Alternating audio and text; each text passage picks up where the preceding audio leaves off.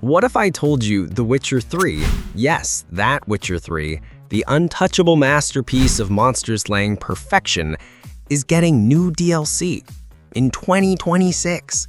That's like trying to slap a third act onto The Godfather. Bold, terrifying, and potentially genius. Or a disaster.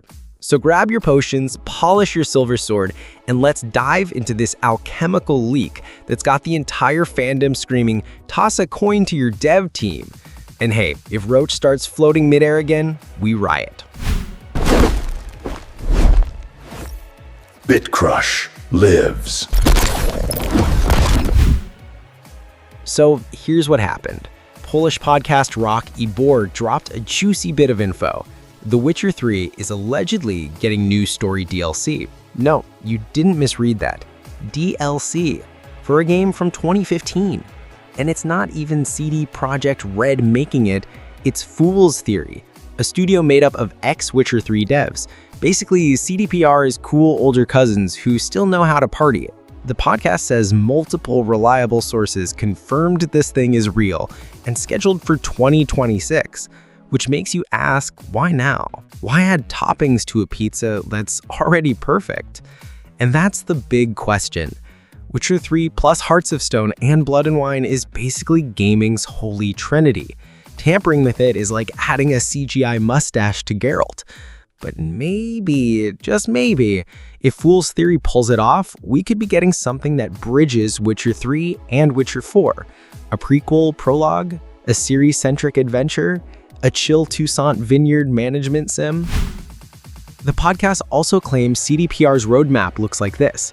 Console mod support for Witcher 3, then the new DLC, then Witcher 4, and finally the Witcher 1 remake. That's a timeline chunkier than Geralt's beard. But let's talk character. If Ciri leads the DLC, things get complicated. She was voiced by Joe Wyatt in Witcher 3. But for Witcher 4, they're switching to Kira Berkeley for motion capture reasons. That voice change could be immersion breaking. Imagine playing 50 hours with one voice and suddenly Ciri sounds like she's had a vocal cord transplant. If it's Geralt again, well, he's retired. Dude sipping wine in Toussaint wearing enchanted slippers. Dragging him out again might ruin his glorious fade out. Of course, it could take place before Blood and Wine so we get Geralt without messing up canon. I'd be down for that, especially if it means more contracts, snarky dialogue, and maybe a new hairstyle that isn't just a bun. And let's not forget the Nintendo Switch 2. Witcher 3 sold over 60 million copies. You think CDPR wouldn't bundle it in a shiny Ultimate Edition and yeet it on the Switch 2? Come on, Cyberpunk runs on Switch 2 now. Anything's possible. Also, CDPR has investors breathing down their necks. They need revenue while Witcher 4 cooks in the cauldron.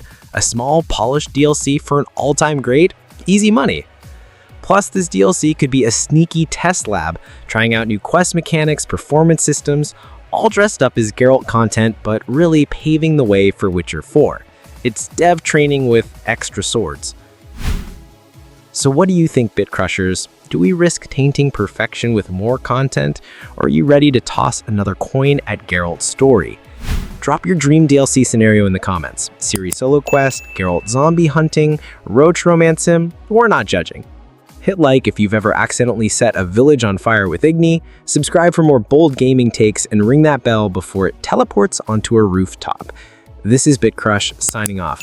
Now go meditate and wait for 2026 like a proper Witcher.